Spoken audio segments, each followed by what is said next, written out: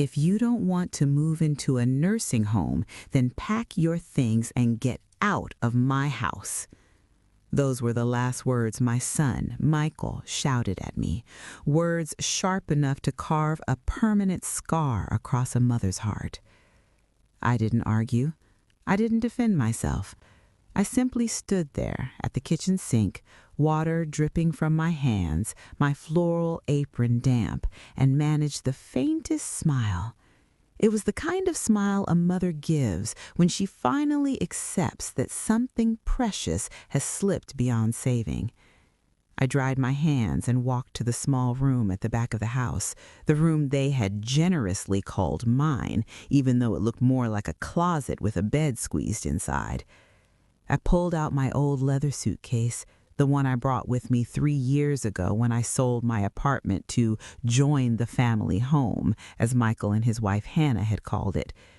Back then, I believed I was helping them build a future. Instead, I had slowly disappeared into the background of their lives, reduced to chores and silence. I folded my clothes neatly, placed the old photographs, my late husband Thomas, our honeymoon, baby Michael in my arms, into a wooden box. And then I walked downstairs carrying the suitcase that held all that was left of my life. Hannah sat on the couch, one leg crossed over the other, tapping on her phone with impatience. Michael opened the door, and the color drained from his face. A sleek black limousine waited at the curb. The driver stepped aside respectfully, and from the car emerged a tall man in his 70s, silver-haired, dressed in a deep charcoal suit. It was Marcus Hale, Thomas's former business partner and one of the wealthiest men in the state. He stepped past Michael and approached me with an expression full of warmth. "Eleanor," he said gently, "are you ready?" The look on my son's face, shock, fear, confusion, would stay with me forever. I simply nodded. "Thank you for everything, Michael," I said softly, stepping outside. "The house is yours now."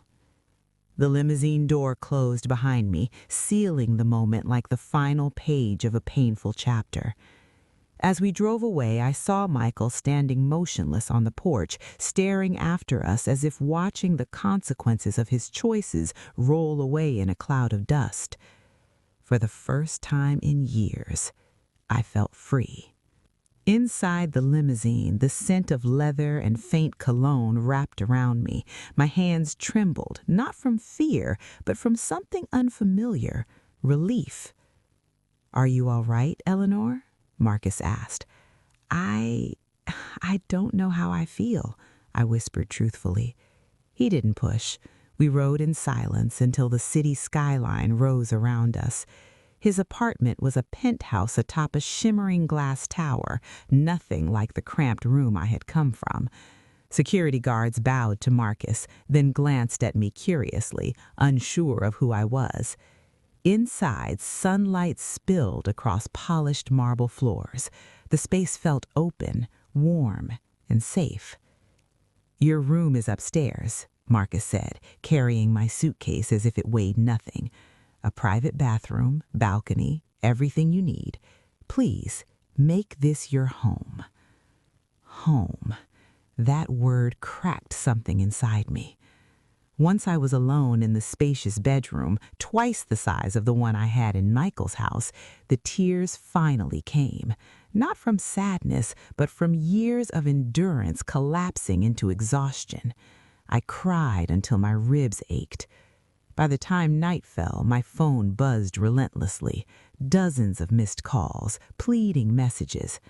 "Mom, where did you go? Mom, please answer. Mom, who was that man? Mom, I'm worried." Worried. The irony nearly made me laugh. I turned off the phone. Moments later, a gentle knock sounded at the door. Marcus walked in with a silver tray of chamomile tea and soft ginger cookies, my favorites. "How did you know?" I asked, surprised. He smiled faintly. "Thomas told me you always had chamomile before bedtime." Hearing my husband's name felt like touching a healed scar, tender but comforting. "Marcus, why did you come for me today?" He sighed, lowering into the chair by the window. "I didn't know what was happening. I was passing through the neighborhood and saw your grandson. Something compelled me to circle back. And then I saw you standing outside with a suitcase. One look at your expression, Eleanor, and I understood everything." I swallowed. Michael threw me out. My own son. He hesitated, then met my eyes with a depth I hadn't expected. "There's something you never knew," he said. "I've loved you since the day Thomas introduced you as his fiancée, but you loved him, so I chose to love you quietly, from a distance." The room fell into a hush so profound I could hear my own heartbeat. He continued softly. "After Laura died, I wanted to reach out, but I didn't want to intrude on your life. Today, seeing you abandoned like that, I promised myself I wouldn't lose you again." I didn't speak. I couldn't. The weight of his words settled gently in my chest like a long-buried truth resurfacing. "You are not alone anymore," he whispered. He kissed my forehead and quietly left. And for the first time in decades, I felt truly seen. The next morning, Marcus brought me to his attorney's office, an elegant room of glass and walnut bookshelves. His lawyer, Dr. Solomon, greeted me with surprising reverence. "Mrs. Eleanor," he said, "Mr. Hale wishes to transfer minority ownership in 3 major investment projects to you. This will provide a monthly income of roughly $100,000. I nearly dropped the pen. "Why would you do this for me?" I stammered. "So you will never again depend on anyone who doesn't value you," Marcus simply said. My son kept calling. Dozens of calls turned into hundreds. I didn't answer, because something deeper than anger was finally taking root inside me. Clarity. Clarity about the years I had allowed myself to be diminished. Clarity about the lies I had swallowed to keep the peace. Clarity about the son I loved deeply yet had failed to see clearly. And clarity about who I could become now that I remembered I was someone worth protecting. 3 years earlier, I had sold my apartment, my sanctuary of 30 decades, because Michael had insisted it was safer for me to live with them. "You're not getting any older, Mom," he had said. Hannah had been sugary sweet. "We'd love to have you, Eleanor. The kids adore you, and you'll never be lonely again." What I didn't know was that they needed the money to fund Hannah's boutique startup that never materialized. I gave them everything. They gave me a room the size of a pantry and chores that never ended. Laundry, cooking, cleaning, babysitting. I had become the live-in maid no one paid or thanked. And Hannah's little cruelties, they were endless. "Eleanor, rewash the dishes. Eleanor, iron my dress.